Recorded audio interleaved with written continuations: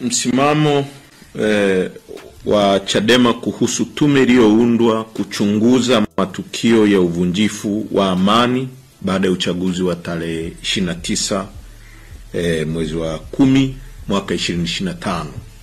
Actually kilichoitwa uchaguzi kwa sababu na tulitegemea hii tume ingeundwa kuchunguza mauaji yaliyotokea na sio vitendo vya uvunjifu wa amani kama inavyosemekana. Kwa hiyo Chama cha Demokrasia na Maendeleo Chadema kinapenda kuutaarifu umma wa Tanzania na jumuiya ya kimataifa kwamba hatutambui tume ya uchunguzi iliyoteuliwa na ndugu Samia Suluhu Hassan aliyejisimika madarakani bila ridhaa ya wananchi na inayoongozwa na jaji mstaafu Mohamed Chan, akielekeza kuchunguza matukio ya uvunjifu wa amani yaliyotokea wakati na baada ya uchaguzi ya kilichoitwa uchaguzi mkuu wa mwaka huu tarehe 29 Oktoba. Kwanza na la msingi zaidi ni msimamo wetu unaotokana na ukweli kwamba mteuzi wa tume hiyo hana uhalali wa kisiasa, kisheria na kimaadili. Alijipachika urais kupitia mchakato usio huru, usio haki, usio wazi, usiokizi viwango vya msingi vya kidemokrasia, na hata waangalizi wa kimataifa waliokuwa hapo wameungana na msimamo huu tunaousema. Kwa hiyo kwa maana hiyo Umoja wa Afrika ripoti yao imezungumza kwamba uchaguzi haukuwa huru, haukuwa wa halali, haukuwa haki. SADC wamesema hivyo na waangalizi wengine wote wa kimataifa. Hivyo hana mamlaka kimaadili wala kisiasa kuunda chombo cha kuchunguza uhalifu mkubwa uliofanywa na utawala wake dhidi ya raia waliokuwa wakidai haki zao za kidemokrasia na za kikatiba. Aidha, kwa mujibu wa sheria ya uchunguzi Commission of Inquiry Act ya 20 ya mwaka 2002 chapter 32, tume ya aina hii ni chombo cha rais kinachofanya kazi kwa matakwa na maelekezo yake, na hata ripoti yake rais ana mamlaka ya kuamua ichapishwe au isichapishwe, iwasilishwe hadharani au ifichwe. Kwa mantiki hiyo si chombo huru na hakiwezi kutoa ukweli wala haki katika mazingira ambapo serikali ndiyo inayotuhumiwa mtuhumiwa mkuu. Zaidi ya hapo, haiwezekani mtuhumiwa akajichunguza mwenyewe halafu tutarajie haki. Serikali ya Samia ndiyo iliyoasisi, kuratibu, kutekeleza mauaji, utekaji, mateso, ubakaji, unyanyasaji, ukiukwaji mpana wa haki za binadamu. Wote walioteuliwa ndani ya tume hiyo waliwahi kuwa au ni watumishi wa serikali na wanachama wa CCM, jambo ambalo kimsingi linakiuka kanuni ya kimsingi kwamba ni tume huru, haipaswi kuwa na uhusiano wowote na serikali wala chama tawala. Hawa wajumbe wamekuwa wakati wote sehemu muhimu ya kuingiza nchi yetu kwenye maafa haya, na baadhi yao ni watuhumiwa wa kupanga na au kutekeleza ukiukwaji mkubwa wa haki za binadamu wakiwa kwenye madaraka. Kwa mfano, jaji mkuu aliyeondoka madarakani amekuwa sehemu ya ukiukwaji mkubwa wa haki za watu akiongoza muhimili wa mahakama, na sehemu kubwa sana ya kujaribu kuharibu mahakama yetu na kuondoa uaminifu wa watu na mahakama yetu. Tukumbuka sisi kama Chadema, pamoja na mambo mabaya yaliyotokea kwenye uchaguzi wa mwaka 2020, hatukufungua kesi hata moja mahakamani kupinga aidha wabunge wetu au madiwani wetu au hata mtu yoyote aliyogombea. Na hii tulifanya deliberate, ni maamuzi yaliyokuwa ya kikao, kwa sababu walikuwa hawana imani na mahakama katika mazingira ambayo mahakama ilikuwa inaongozwa. Lakini vile vile unaweza kujiuliza kwamba hata kama hawa watu hawakuwa na uhalali, je, walikuwa na dhamira sasa ya kutaka kuchimba na kupata kilichotokea hasa kwenye uchaguzi, kinachoitwa uchaguzi?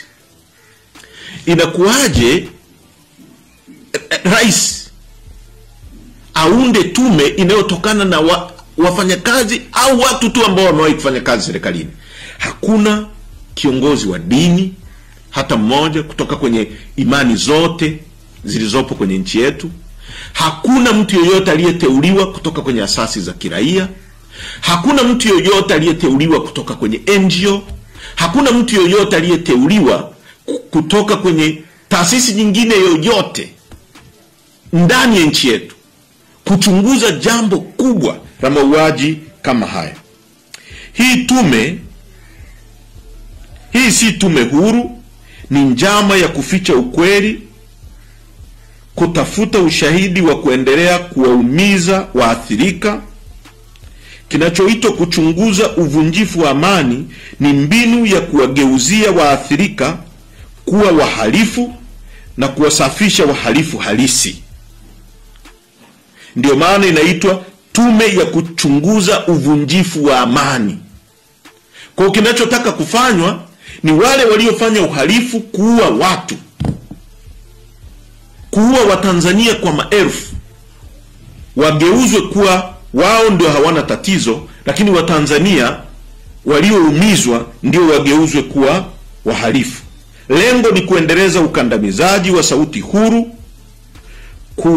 kuhalalisha utawala wa mabavu unaotekelezwa na serikali isiyokuwa na ridhaa ya wananchi. Kwa mujibu wa katiba yetu ibara ya 8, serikali yoyote inayokaa madarakani lazima itokane na kura za wananchi, lazima iwekwe na wananchi, kwa sababu katiba inasema wananchi ndio msingi wa mamlaka na madaraka yote. Kwa serikali ambayo haijapigiwa kura, wote tunajua kilichotokea katika hicho kinachoitwa kupiga kura, ni forgery tupu. Ukienda hata kwenye historia ya chaguzi zetu, ukiangalia uchaguzi wa mwaka 2010, turnout ya watu waliokwenda kupiga kura wakati Dr. Slaa akishindana na Kikwete ilikuwa ni 42%. Ndio watu waliojitokeza kwenda kupiga kura. Mwaka 2015 ambako Lowassa alishindana na Magufuli, ulikuwa ni uchaguzi wenye mvuto mkubwa. Turnout ilikuwa ni 61% watu walioenda kupiga kura. Mwaka 2020 wakati Magufuli anashindana na Lissu ametoka kupigwa risasi, turnout ilikuwa ni 47%. Kwa hiyo unaangalia hizo takwimu, ghafla tu hiki kinachoitwa uchaguzi wa Samia ambao haukuwa na ushindani, kulikuwa na vyama vya mfukoni alivyovitengeneza yeye mwenyewe, havikuweza kuitisha hata mkutano wa watu 200 kwenye uwanja. Leo eti turnout imekuwa 88%. Ni matusi kwa Tanzania, kitu ambacho ni kuonesha kabisa kwamba ni takwimu zilizo dhidi ya binadamu na ukiukwaji mkubwa wa haki za msingi za raia uliofanywa chini ya utawala wa Samia Suluhu Hassan. Serikali inayopaswa kuruhusu uchunguzi huo usimamiwe na tume huru bila uoga, vitisho wala kuingiliwa. Kwa sisi msimamo wetu ni kwamba hiyo tume haitambuliki mpaka tume huru ya kimataifa inayoaminika kwa watu wote, ambayo watu watakuwa huru na watakuwa na imani nayo, wataenda kueleza matukio yaliyotokea kwa ndugu zao, kwa familia zao. Mpaka sasa ieleweke kwamba kuna mamia na maelfu ya watu ambao hawajui ndugu zao wako wapi, hawajapewa hata mili ya ndugu zao. Kuna watu ambao wametufikia wanatueleza wao wenyewe walichukua mili ya ndugu zao wakapeleka kwenye hospitali, baadaye kwa ajili ya kuandaa maandalizi ya mazishi, walipoenda wakanyimwa mili ya ndugu zao, wakaambiwa hawapo, na wakati walipeleka wao wenyewe. kuna watu ambao wamechukua ndugu zao baada ya kushinikizwa kwamba waseme walipata ajali au walikufa kwa magonjwa ya kawaida. Kuna mambo makubwa na mazito ambayo hii tume haiwezi kuyachunguza na Watanzania wakakubaliana nayo.